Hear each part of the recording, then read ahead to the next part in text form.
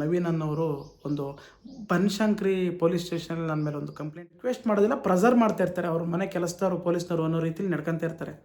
ಅವಾಗ ಪೊಲೀಸ್ನವರು ಅವರಿಗೆ ಸರಿಯಾದ ರೀತಿಲಿ ಅವರಿಗೆ ತಂದೆಗೂ ಕೂಡ ಒಂದು 5% ಆದರೂ ಟೈಮ್ ಕೊಡ್ಬೋದು. ಒಂದು ವಾರಕ್ಕೊಂದ್ಸತಿ ಬಂದು ನೋಡ್ಬಿಟ್ರೆ ಮೂಲೆ ಹಿಡಿದವರು ಅವ್ರನ್ನ ಸಾಕ ಮತ್ತೆ ವಾಪಸ್ಸು ಅವ್ರ ಫ್ಲ್ಯಾಟಿಗೆ ಹೋಗಿದ್ದಾರೆ ಸ್ನೇಹಿತರೆ.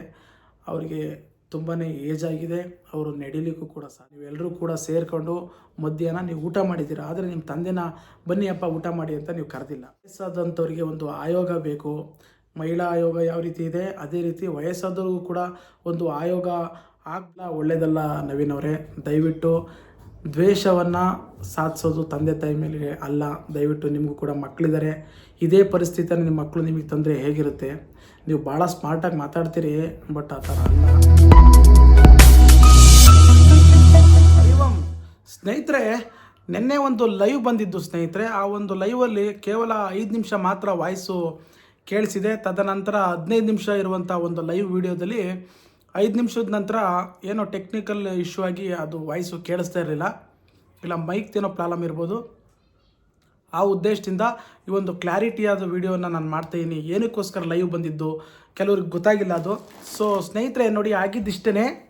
ದೊರೆಸ್ವಾಮಿ ಅಯ್ಯಂಗಾರ್ ಅಂತೇಳಿ ಒಬ್ಬರು ಒಂದು 82 ಅಥವಾ 83 ವರ್ಷ ಆಗಿದೆ ಅಂತ ಅನಿಸುತ್ತೆ ಅವರಿಗೆ. ತುಂಬಾ ಏಜ್ ಆಗಿರುವಂಥ ಮನುಷ್ಯ. ಕಳೆದ 1-1.5 ವರ್ಷದ ಹಿಂದೆ ನಿಸರ್ಗ ಬಡಾವಣೆಯ ಪ್ರಬೋಧಾಲಯದಲ್ಲಿ ಬಂದು ಅವರು ಇರ್ತಾರೆ ಸ್ನೇಹಿತರೆ. ಪ್ರಬೋಧಾಲಯದಲ್ಲಿ ಭಾಳ ಚೆನ್ನಾಗಿ ಹಿರಿಯರನ್ನ ಗಮನಿಸ್ತಾರೆ, ನೋಡ್ಕೊತಾರೆ. ಟೈಮಿಗೆ ಔಷಧಿ ಕೊಡೋದಿರ್ಬೋದು, ಈ ಥರ ಆಶ್ರಮ ಅದು.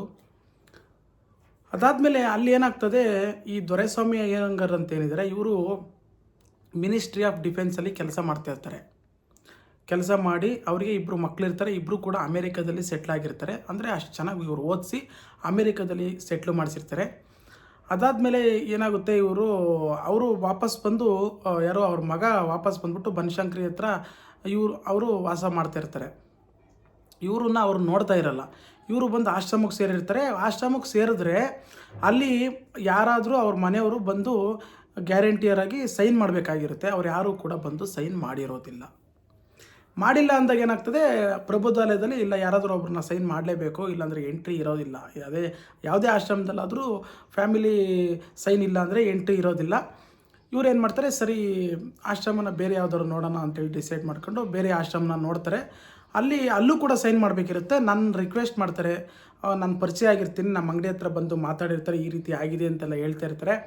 ಸರಿ ನಾನು ಬಂದು ಸೈನ್ ಮಾಡ್ತೀನಿ ನೆಡ್ರಿ ಯಜಮಾನ್ರಿ ಅಂತೇಳಿ ಅವ್ರು ಯಾವ್ದು ನೋಡಿರ್ತಾರೆ, ಕನಕಪುರ ರೋಡಲ್ಲಿ ಒಂದು ಆಶ್ರಮ ಮಾತೃಛಾಯಾ ಸಂಸ್ಥೆ ಅಂತೇಳಿ ಒಂದು ಆಶ್ರಮ ಇರುತ್ತೆ. ಅಲ್ಲಿ ಅವ್ರು ಸೇರ್ಕೊಳ್ತಾರೆ. ಅವ್ರಿಗೆ ನಾನು ಗ್ಯಾರಂಟಿಯರಾಗಿ ಸೈನ್ ಮಾಡಿ ಕೊಟ್ಟು ಬಂದಿರ್ತೀನಿ. ಆ ಆಶ್ರಮಕ್ಕೆ ಪ್ರತಿ ವಾರ ಅಥವಾ 10 ದಿವಸ ನನ್ನ ಕನ್ವೀನಿಯೆಂಟಲ್ಲಿ ನನ್ನ ಟೈಮ್ ಫ್ರೀ ಇದ್ದ ಟೈಮಲ್ಲಿ ನಾನು ಹೋಗಿ ನೋಡ್ಕೊಂಡು ಬರುವಂಥ ಕೆಲಸ ನಾನು ಆಗಾಗ್ಗೆ ಮಾಡ್ತಾ ಇರ್ತಿದ್ದೆ ಸ್ನೇಹಿತರೆ. ಅಲ್ಲಿಗೆ ಒಂದು 6 ತಿಂಗಳಾದ ನಂತರ ಇವರಿಗೆ ಆ ಒಂದು ಆಶ್ರಮದ ವ್ಯವಸ್ಥೆ, ಆಶ್ರಮ ಚೆನ್ನಾಗಿದೆ ಅಂದರೆ ಇವರು ಆಶ್ರಮ ರೂಲ್ಸು ಇದೆಲ್ಲ ಇರುತ್ತಲ್ವ, ಅವರು ಕೂಡ ಒಳ್ಳೆಯದೇ ಮಾಡಿರ್ತಾರೆ. ಯಾರು ಕೂಡ ಜಾಸ್ತಿ ಅಲ್ಲಿ ಹೋಗ್ಬಾರ್ದು ಇಲ್ಲಿ ಹೋಗ್ಬಾರ್ದು ಒಂದು ರಿಸ್ಟ್ರಿಕ್ಷನ್ ಇರುತ್ತೆ. ಆ ರಿಸ್ಟ್ರಿಕ್ಷನ್ಗೆಲ್ಲ ಇವ್ರಿಗೆ ಇಷ್ಟ ಆಗೋದಿಲ್ಲ. ಆಶ್ರಮಗಳು ಬೇಡ ಅಂಥೇಳಿ ಅವರು ವಾಪಸ್ಸು ಅವ್ರ ಫ್ಲ್ಯಾಟಿಗೆ ಹೋಗಿರ್ತಾರೆ ಸ್ನೇಹಿತರೆ. ಬನಶಂಕರಿ ಹತ್ರ ಅವ್ರದ್ದು 2 ಫ್ಲ್ಯಾಟ್ ಇರುತ್ತೆ. ಅದರಲ್ಲಿ ಒಂದು ಫ್ಲ್ಯಾಟಿಗೆ ಇವ್ರು ಮೂವ್ ಆಗ್ತಾರೆ. ಅಲ್ಲಿ ಜೀವನ ಮಾಡ್ತಾ ಇರ್ತಾರೆ ಸ್ನೇಹಿತರೆ. ಹಾಗಾಗಿ ನನಗೂ ಫೋನ್ ಮಾಡ್ತಿರ್ತಾರೆ.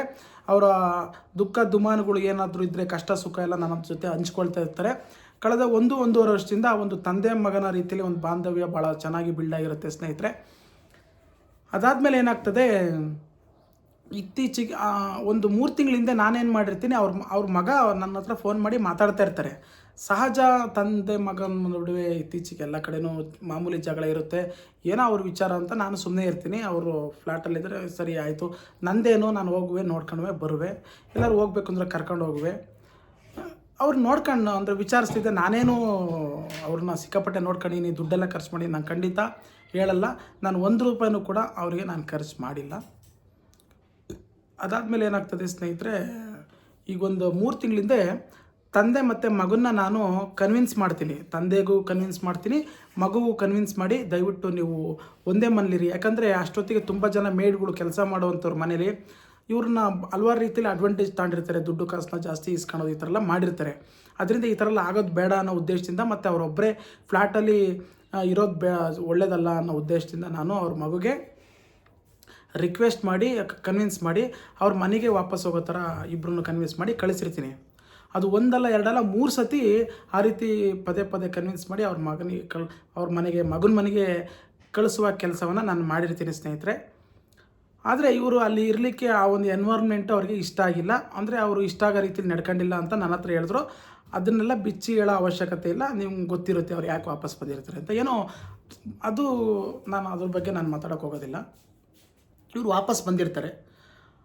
ಅದಾದಮೇಲೆ ಈಗ ಮೊನ್ನೆ ಒಂದು ವಾರದ ಹಿಂದೆ ಏನಾಗ್ತದೆ, ಮೊನ್ನೆ ಭಾನುವಾರ ಏನೋ ಆಯಿತು. ಭಾನುವಾರ ನನಗೆ ಒಂದು ಫೋನ್ ಮಾಡಿರ್ತಾರೆ ಅವರು ಯಜಮಾನರು, ದೊರೆಸ್ವಾಮಿ ಅಯ್ಯಂಗಾರ್ ಅವರು. ನನಗೆ ತುಂಬಾ ಸುಸ್ತಾಗಿದೆ, ನಾನು ಬೆಡ್ಡಿಂದ ಮೇಲೂ ಕೂಡ ಎದ್ದೇಳಕ್ಕೆ ಆಗದಿರೋವಂಥ ಪರಿಸ್ಥಿತಿ ತಲುಪಿಬಿಟ್ಟಿದ್ದೀನಿ. ನನ್ನ ಮಗ ನನ್ನ ಪಕ್ಕದಲ್ಲೇ ಇದ್ದರೆ ನಾನು ನೋಡ್ಕೊಳಲ್ಲ. ನೋಡಿ, ಮಕ್ಕಳನ್ನ ನಾವೆಲ್ಲ ಸಾಕಿ ಬೆಳೆಸ್ತೀವಿ, ಆದರೆ ಅವರು ನಮ್ಮ ಏನಕ್ಕೋಸ್ಕರ ಬೆಳೆಸಿರ್ತೀವಿ, ನಮ್ಮ ಕೊನೆಗಾಲದಲ್ಲಿ ನಮಗೋಸ್ಕರ ಅವರು ನಮ್ಮನ್ನು ಸಾಕ್ತಾರೆ, ನೋಡ್ಕೊತಾರೆ ಅನ್ನೋ ಒಂದು ದೃಷ್ಟಿಯಿಂದ ನಾವು ಇಷ್ಟೆಲ್ಲ ಮಾಡಿರ್ತೀವಿ. ನೋಡಿ, ಇಂಥ ಒಂದು ಸಂದರ್ಭದಲ್ಲಿ ನನ್ನ ಫೋನ್ನ ಅವಾಯ್ಡ್ ಮಾಡ್ತಾಯಿದ್ದಾರೆ. ದಯವಿಟ್ಟು ಫೋನ್ ಮಾಡಿ ಅವರಿಗೆ ಲೆಫ್ಟ್ ಟು ರೈಟ್ ತೊಗೊಳ್ಳಿ, ಅವರಿಗೆ ಸ್ವಲ್ಪ ಬೈದ್ಬಿಟ್ಟು ಹೇಳಿ ನನಗೆ ಅಂತ ಹೇಳಿರ್ತಾರೆ ಸ್ನೇಹಿತರೆ. ಆದರೆ ಹಂಗಂತ ನಾನೇನು ಬೈಯಕ್ಕೆ ಹೋಗೋದಿಲ್ಲ. ಅವರಿಗೆ ಫೋನ್ ಮಾಡಿರ್ತೀನಿ, ನೀವು ಹೋಗಿ ನಿಮ್ಮ ತಂದೆನ ನೀವು ಮನೆಗೆ ಕರ್ಕೊಂಡೋಗಿ ಅಂತ ಹೇಳೋಕ್ಕೋಸ್ಕರ ನಾನು ಅವರಿಗೆ ಫೋನ್ ಮಾಡ್ತಾ ಇರ್ತೀನಿ. ಆದರೆ ಅವ್ರ ಹೆಸರು ನವೀನ್ ಅಂತೇಳಿ, ಅವರು ತುಂಬ ಟೈಮ್ ನನ್ನ ಫೋನು ಕೂಡ ಅವಾಯ್ಡ್ ಮಾಡ್ತಾರೆ, ಫೋನ್ ರಿಸೀವ್ ಮಾಡಲ್ಲ. ಅದಾದಮೇಲೆ ಹೇಳ್ತಾರೆ ನಮ್ಮ ಮನೆಗೆ ಯಾರೋ ರಿಲೇಟಿವ್ ಬಂದಿದ್ರು ಅಂತ. ಸರಿ ಆಯಿತು, ಈಗಲಾರು ಕರ್ಕೊಬನ್ನಿ ಅಂತ ಹೇಳ್ತೀನಿ. ಅವಾಗೆಲ್ಲ ಚೆನ್ನಾಗಿ ಮಾತಾಡಿರ್ತಾರೆ. ಆ ಸಂದರ್ಭದಲ್ಲಿ 3-4 ಸತಿ ಫೋನ್ ರಿಸೀವ್ ಮಾಡಿರಲ್ವಲ್ಲ, ಆ ಟೈಮಲ್ಲಿ ನಾನು ಅವರಿಗೆ ವಾಯ್ಸ್ ನೋಟನ್ನು ಹಾಕಿರ್ತೀನಿ ವಾಟ್ಸಪ್ಪಲ್ಲಿ. ಏನಂತ ಹಾಕಿರ್ತೀನಿ, ನೋಡಿ ನವೀನ್ ಅವರೇ, 3-4 ಸತಿ ನಿಮ್ಮ ಮನೆಗೆ ಬಿಟ್ಟಿರ್ತೀನಿ, ಆದರೂ ಕೂಡ ನೀವು ಅವರು ಮತ್ತೆ ವಾಪಸ್ ಹೋಗೋ ಥರ ಆಗಿತ್ತು. ದಯವಿಟ್ಟು ನೀವು ನಿಮ್ಮ ತಂದೆಯನ್ನು ಸರಿಯಾಗಿ ನೋಡ್ಕೊಳ್ಳಿ, ಫೋನ್ ರಿಸೀವ್ ಮಾಡಿ, ಅವ್ರ ಫೋನು ರಿಸೀವ್ ಮಾಡಿ, ನನ್ನ ಫೋನು ರಿಸೀವ್ ಮಾಡಿ ಅಂತ ಹೇಳ್ತಿರ್ತೀನಿ. ಆದರೂ ಅವರು ಅದು ಬ್ಲೂಟಿಕ್ ಬಂದಿರುತ್ತೆ ವಾಟ್ಸಪ್ಪಲ್ಲಿ, ಅವ್ರು ನೋಡಿರ್ತಾರೆ, ಆದರೆ ನಮಗೆ ರೆಸ್ಪಾನ್ಸ್ ಮಾಡ್ತಾ ಇರಲ್ಲ. ಆವಾಗ ನಾನು ಅವರಿಗೆ ಸ್ಟ್ರಾಂಗಾಗಿ ಎಚ್ಚರಿಕೆ ಕೊಡೋ ರೀತಿಯಲ್ಲಿ ಅವರಿಗೆ ವಾಯ್ಸ್ ಮೆಸೇಜ್ ಕಳಿಸ್ತಾ ಇರ್ತೀನಿ. ಯಾವುದೇ ಒಂದು ಅಸಭ್ಯವಾಗಿ ನಾನು ಖಂಡಿತ ಕಳಿಸಿಲ್ಲ, ಒಳ್ಳೆ ರೀತಿಲಿ ಎಚ್ಚರಿಕೆ ಕೊಡೋ ರೀತಿಲಿ. ನನ್ನ ಉದ್ದೇಶ ಇಷ್ಟೇ ಆಗಿತ್ತು, ಅವ್ರ ತಂದೆನ ಅವ್ರು ನೋಡ್ಕೊಳ್ಳಿ, ಅಷ್ಟೇ ನನ್ನ ಉದ್ದೇಶ ಆಗಿತ್ತು. ಇವ್ರ ತಂದೆಗೂ ಕೂಡ ನಾನು ಹಲವಾರು ಸತಿ ಹೇಳಿದ್ದೆ, ನಮ್ಮ ಕೆಳಗಡೆ ಮನೆಯನ್ನು ಕೂಡ, ಅಂದರೆ ನಮ್ಮ ಮನೆ ಏನಿದೆ ಅದ್ರ ಕೆಳಗಡೆ ಮನೆಯನ್ನು ಕೂಡ ಬಾಡಿಗೆ ಕೊಟ್ಟಿದ್ದನ್ನ ಖಾಲಿ ಮಾಡಿಸಿ ಅವ್ರನ್ನ ಅಲ್ಲಿಗೆ ಕರ್ಕೊಬರೋಕ್ಕೋಸ್ಕರ ಅವ್ರನ್ನ ರಿಕ್ವೆಸ್ಟ್ ಮಾಡಿದ್ದೆ. ನಿಮ್ಮ ಮಗ ನೀವು ನೋಡ್ಕೊಂತಿಲ್ಲ ಅಂದರೆ ನಾನು ನೋಡ್ಕೊತೀನಿ, ಬನ್ನಿ ನಮ್ಮ ಮನೇಲಿರಿ, ನಮಗೂ ಕೂಡ ಯಾರು ತಂದೆ ತಾಯಿ ಯಾರೂ ಇಲ್ಲ, ನೀವು ಬನ್ನಿ, ನಾನು ಖಂಡಿತ ನೋಡ್ಕೊತೀನಿ ಅಂತೇಳಿ ನಾನು ಅವರಿಗೆ ತುಂಬ ಟೈಮ್ ರಿಕ್ವೆಸ್ಟ್ ಮಾಡಿದ್ದೆ. ಅವ್ರಿಗೇನೋ ಸಿಟಿಲಿ ಅಲ್ಲಿ ಅವ್ರು ಗೌರ್ಮೆಂಟ್ ಎಕ್ಸೆಂಪ್ಲಾಯರ್ ಆಗಿರೋದ್ರಿಂದ ಅಲ್ಲಿ ಅವ್ರಿಗೆ ಹಲವಾರು ಹಾಸ್ಪಿಟ್ಲುಗಳೆಲ್ಲ ಹತ್ರದಲ್ಲಿರೋದ್ರಿಂದ ಅವ್ರಿಗೆ ಚೆನ್ನಾಗಿರುತ್ತೆ, ಏನಾದರೂ ಕನ್ವೀನಿಯೆಂಟಾಗಿ ಬೇಗ ಹೋಗಿ ಅವರು ಔಷಧಿಗಳನ್ನ ತರೋದಿರ್ಬೋದು, ಹಾಸ್ಪಿಟ್ಲಿಗೆ ಅಡ್ಮಿಟ್ ಆಗೋದಿರ್ಬೋದು, ಎಲ್ಲ ರೀತಿಯಲ್ಲೂ ಕನ್ವೀನಿಯೆಂಟ್ ಆಗಿದೆ ಅಂತೇಳಿ ಅವ್ರ ಫ್ಲ್ಯಾಟಲ್ಲೇ ಇರ್ತಾರೆ ಬನಶಂಕರಿ ಹತ್ರ. CGS ಏನೋ ಇದೆ, ಅವರು ಅದೇ ಹಾಸ್ಪಿಟ್ಲಿಗೆ ಅಥವಾ ಔಷಧಿ ತರಕ್ಕೆ ಅಲ್ಲಿ ಹೋಗ್ತಾ ಇರ್ತಾರೆ. ಅವಾಗಲೇ CGS ಅಂತ ಅಂದ್ಕೊತೀನಿ, ಏನೂ ಇದೆ ಗೊತ್ತಾಗ್ತಿಲ್ಲ ನನಗೆ. ಅದಾದಮೇಲೆ ಏನಾಗುತ್ತೆ, ಈ ವಾರದಲ್ಲಿ ನಾನು ವಾಯ್ಸ್ ಮೆಸೇಜೆಲ್ಲ ಕಳಿಸಿರ್ತೀನಲ್ಲ, ಆವಾಗ ಅವರು ಸ್ವಲ್ಪ ಹೊತ್ತು ಬಿಟ್ಟು ನನಗೆ ಕಾಲ್ ಮಾಡಿ ಆಯಿತು ನಾನು ನೋಡ್ತೀನಿ ಅಂತ ಹೇಳ್ತಾರೆ. ಮತ್ತು 2 ದಿವಸ ಅವ್ರು ಆ ಕಡೆಗೆ ಹೋಗೋದಿಲ್ಲ, ನೋಡೋದು ಇಲ್ಲ ಅವರು. ಸರಿ ಏನು ಮಾಡ್ತಾರೆ ನೋಡೋಣ ಅಂತೇಳಿ ನಾನು ಸುಮ್ಮನೆ ಇರ್ತೀನಿ. ನಾನು ಅವ್ರಿಗೆ ಎಚ್ಚರಿಕೆ ಕೊಟ್ಟಿದ್ದು ಅವ್ರ ಮಗನ ನೋಡ್ಕೊಳ್ಳಿ ಅನ್ನೋ ಉದ್ದೇಶದಿಂದ. ಇವ್ರು ಏನು ಮಾಡ್ತಾರೆ, ನನ್ನ ಮೇಲೆ ಕಂಪ್ಲೇಂಟ್, ಅದಕ್ಕಿಂತ ಮುಂಚೆ ಇವ್ರು ಕರ್ಕೊಂಡೋಗಿ ಒಂದು ದಿವಸ ನೈಟು ಅವ್ರ ಮನೆಗೆ ಕರ್ಕೊಬರ್ತಾರೆ. ಮೊನ್ನೆ ನೈಟು ಅವ್ರ ಮನೆಗೆ ಅವ್ರನ್ನ ಕರ್ಕೊಬಂದ್ಬಿಟ್ಟು ತಿರ್ಗಾ ನಿನ್ನೆ ಬೆಳಗ್ಗೆ ಹೋಗ್ಬಿಟ್ಟು ನನ್ನ ಮೇಲೆ ಬನಶಂಕರಿ ಪೊಲೀಸ್ ಸ್ಟೇಷನಲ್ಲಿ ಕಂಪ್ಲೇಂಟ್ನ ರಿಜಿಸ್ಟ್ರ್ ಮಾಡ್ತಾರೆ. ಈ ರೀತಿ ನನ್ನ ಮೇಲೆ ಧಮಕಿ ಕೊಡ್ತಾಯಿರಿ ಅಂತ. ನಾನು ಧಮಕಿ ಯಾಕೆ ಕೊಟ್ಟಿದ್ದೀನಿ, ನಿಮ್ಮ ತಂದೆನ ನೀವು ಚೆನ್ನಾಗಿ ನೋಡ್ಕೊಳ್ಳಿ ಅಂತಲ್ವಾ. ಅವರು ಅದನ್ನು ಅರ್ಥ ಮಾಡ್ಕೊಂಡಲೇ ನನ್ನ ಮೇಲೆ ಕಂಪ್ಲೇಂಟ್ ಕೊಟ್ಟು ಪೊಲೀಸ್ನವ್ರು ನನಗೆ ಫೋನ್ ಮಾಡ್ತಾರೆ. ನಾನು ಸರಿ ಅಂತೇಳಿ ಸ್ಟೇಷನ್ನಿಗೆ ಹೋಗಿ ಏನೆಲ್ಲ ಇದೆ ಅದನ್ನು ಪ್ರೊಸೀಜರ್ ಪ್ರಕಾರ ಹೇಳ್ತೀನಿ. ನನ್ನ ಪರವಾಗಿ ಅವ್ರ ತಂದೆನೂ ಕೂಡ ಬಂದು ನನ್ನ ಪರವಾಗಿ ಅಲ್ಲಿ ಹೇಳಿಕೆಯನ್ನು ದಾಖಲಿಸ್ತಾರೆ. ಆವಾಗ ಇವ್ರಿಗೊಂದು ಸ್ವಲ್ಪ ಗಿಲ್ಟಿ ಫೀಲ್ ಆಗುತ್ತೆ ಅನಿಸುತ್ತೆ. ಮನೆಗೆ ವಾಪಸ್ ಅವ್ರ ಮನೆಗೆ ಅವ್ರು ಹೋಗ್ತಾರೆ, ನಮ್ಮ ಮನೆ ನಾವು ಬರ್ತೀವಿ. ಪೊಲೀಸ್ನವರೆಲ್ಲ ಚೆನ್ನಾಗಿ ಬೈದಿರ್ತಾರೆ ಅವ್ರಿಗೆ, ಹಂಗೆಲ್ಲ ಮಾಡಬಾರ್ದು, ನಿಮ್ಮ ತಂದೆನ ನೀವು ಚೆನ್ನಾಗಿ ನೋಡ್ಕೊಳ್ಳಿ ಅಂತೇಳಿ ಅವರು ಕೂಡ ಹೇಳಿರ್ತಾರೆ ಸ್ನೇಹಿತರೆ. ಅದಾದಮೇಲೆ ಏನಾಗುತ್ತೆ, ನಾವು ವಾಪಸ್ ಬರ್ಬೇಕಾದ್ರೆ ಈ ಥರ ಎಲ್ಲ ಆಗಬಾರ್ದು, ಸಮಾಜಕ್ಕೆ ಒಂದು ಒಳ್ಳೆ ಸಂದೇಶ ಕೊಡಬೇಕು ಅಂತೇಳಿ ಈಗಾಗಲೇ 3-4 ವೀಡಿಯೋಗಳನ್ನ ನನಗೆ ಮಾಡಿಕೊಟ್ಟಿದ್ರು ಅವ್ರ ಯಜಮಾನರು. ಆದರೆ ನಿಮ್ಮದು ಚಾನಲ್ ಇದೆಯಲ್ಲ ಹಾಕೊಳ್ಳಿ ಅಂತೆಲ್ಲ ಹೇಳಿದರು ನನಗೆ. ಆದರೆ ಇಂಥ ಚೀಪ್ ಗಿಮಿಕ್ಕೆಲ್ಲ ನಾವು ಮಾಡಬಾರ್ದು, ಈ ಥರ ಇವ್ರ ವಿಚಾರಗಳನ್ನ ನಾವು ತಗೊಂಡು ನಮ್ಮ ಚಾನಲ್ಗೆಲ್ಲ ಹಾಕ್ಬಾರ್ದು ಅನ್ನೋ ಉದ್ದೇಶದಿಂದ ನಾನು ಯಾವುದೇ ವೀಡಿಯೋಗಳನ್ನ ಹಾಕಿರಲಿಲ್ಲ. ನಾನು 3-4 ವೀಡಿಯೋ ನನ್ನ ಹತ್ರ ಆಲ್ರೆಡಿ ಇದೆ. ಇವರು ನವೀನ್ ಅವ್ರು ಮುಂದಿನ ದಿನಗಳಲ್ಲಿ ಏನೋ ಇನ್ನೂ ಚೆನ್ನಾಗಿ ನೋಡ್ಕೊಂಡಿಲ್ಲ ಅಂದರೆ ಆ ವಿಡಿಯೋನು ಕೂಡ ನಾನು ಹಾಕ್ತೀನಿ. ಅದಾದಮೇಲೆ ಏನಾಗುತ್ತೆ, ಅವರು ಒಂದು ಸಂದೇಶ ಕೊಡೋಕ್ಕೋಸ್ಕರ ಒಂದು ಲೈವ್ ಮಾಡಿ ಅಂತೇಳಿ ನಾನು ಲೈವ್ ಮಾಡ್ತೀವಿ. ಅವರೇ ಹೇಳ್ತಾರೆ, ಯಜಮಾನ್ರೇ ಹೇಳ್ತಾರೆ, ಬೇಕಾದ್ರೆ ಅವ್ರ ಕೈಲಿ ಹೇಳಿಸ್ತೀನಿ ಏನಂತ, ಇಲ್ಲ ನೀವು ಒಂದು ವಿಡಿಯೋ ಮಾಡಿ, ಈ ಥರ ಪ್ರಕರಣಗಳು ಜಾಸ್ತಿ ಆಗ್ತಿದೆ, ನನಗೆ ಈ ಥರ ಆಗ್ತಿದೆ, ಜನಗಳಿಗೆಲ್ಲ ಎಷ್ಟೊಂದು ತೊಂದರೆ ಆಗ್ತಿರ್ಬೋದು. ಒಂದು ವೀಡಿಯೋ ಮಾಡಿ ಹಾಕೋಣ ಅನ್ನೋ ಉದ್ದೇಶದಿಂದ ಅವರು ಲೈವ್ ಮಾಡಿಸ್ತಾರೆ. ನಾವು ಲೈವ್ ಮಾಡಿ ಸಿಂಪಲಾಗಿ ಮಾತಾಡ್ತೀವಿ, ನಮ್ಮ ಪಡೆ ನಾವು ಬರ್ತೀವಿ. ಅವ್ರನ್ನ ಅವ್ರ ಮನೆ ಹತ್ರ ಕರ್ಕೊಂಡೋಗಿ ನಾನೇ ಬಿಟ್ಟು ಬರ್ತೀನಿ. ಅವ್ರ ಸ್ಟೇಷನಿಂದ ಅವ್ರ ತಂದೆನ ಮನೆಗೂ ಕೂಡ ಕರ್ಕೊಂಡೋಗೋದಿಲ್ಲ. ಅವ್ರ ಪಡೆ ಅವ್ರು ಹೊರಟೋಗ್ತಾರೆ. ನಾನು ಅವ್ರ ಮನೆಗೆ ಕರ್ಕೊಂಡೋಗಿ ಬಿಟ್ಟು ನಾನು ವಾಪಸ್ ಬಂದಂಥ ಸಂದರ್ಭದಲ್ಲಿ ಬೆಳಿಗ್ಗೆ ಫೋನ್ ಮಾಡ್ತೀನಿ, ಅವ್ರು ಪಿಕ್ ಮಾಡೋದಿಲ್ಲ. ಸರಿ ನೋಡೋಣ ಮತ್ತೆ ಮಾಡ್ತಾರೆ ಅವ್ರು ಫ್ರೀ ಮಾಡಿಕೊಂಡು ಅಂತೇಳಿ ಸುಮ್ಮನೆ ಇರ್ತೀನಿ. ಸಂಜೆ ಮಧ್ಯಾಹ್ನ ಒಂದು 3:15ಕ್ಕೆ ಫೋನ್ ಮಾಡ್ತಾರೆ. ಫೋನ್ ಮಾಡಿ ಹೇಗಿದ್ದೀರಾ ಯಜಮಾನ್ರೆ, ಚೆನ್ನಾಗಿದ್ದೀರಾ ಅಂತ ನಾನು ಕೇಳ್ತೀನಿ. ಯಾಕೆ ಅವರು ಏನು ಚೆನ್ನಾಗಿರೋದು, ನಾನು ಚೆನ್ನಾಗಿಲ್ಲ. ಅವರೆಲ್ಲ ಸೇರ್ಕೊಂಡು ಮಧ್ಯಾಹ್ನ ಊಟ ಮಾಡ್ತಾರೆ. ಅದು ನನ್ನನ್ನು ಕರೆಯೋದಿಲ್ಲ. ಅಲ್ಲೇ ಪಕ್ಕದಲ್ಲೇ ಕೂತಿರ್ತೀನಿ ಸೋಫಾದ ಮೇಲೆ. ನನ್ನನ್ನು ಒಂದು ಮಾತು ಕೂಡ ಬಾರಪ್ಪ ಊಟ ಮಾಡುವಂಥ ಅವರು ಯಾರೂ ಕರೆಯೋದಿಲ್ಲ ಅಂಥೇಳಿ ನನಗೆ ಹೇಳಿದ್ರು. ಭಾಳ ಮನಸ್ಸಿಗೆ ಭಾಳ ನೋವಾಯಿತು. ಒಬ್ಬ ಮಗ ಅವ್ರ ಫ್ಯಾಮಿಲಿ ಜೊತೆ ಸೇರ್ಕೊಂಡು ಊಟ ಮಾಡ್ತಾರೆ, ಪಕ್ಕದಲ್ಲೇ ಕೂತಿರುವ ತಂದೆಯನ್ನು ಊಟಕ್ಕೆ ಕರೆಯೋದಿಲ್ಲ. ಇದೆಲ್ಲ ಏನು ತೋರಿಸುತ್ತೆ ಅನ್ನೋದು ನನಗಂತೂ ಅರ್ಥ ಆಗ್ತಿಲ್ಲ ಸ್ನೇಹಿತರೆ. ಯಾವುದೇ ಫ್ಯಾಮಿಲಿ ಸೆಂಟ್ರಲ್ಲಿ ನಾನು ಹೋಗೋವಂಥ ಜನ ನಾವೇನಲ್ಲ.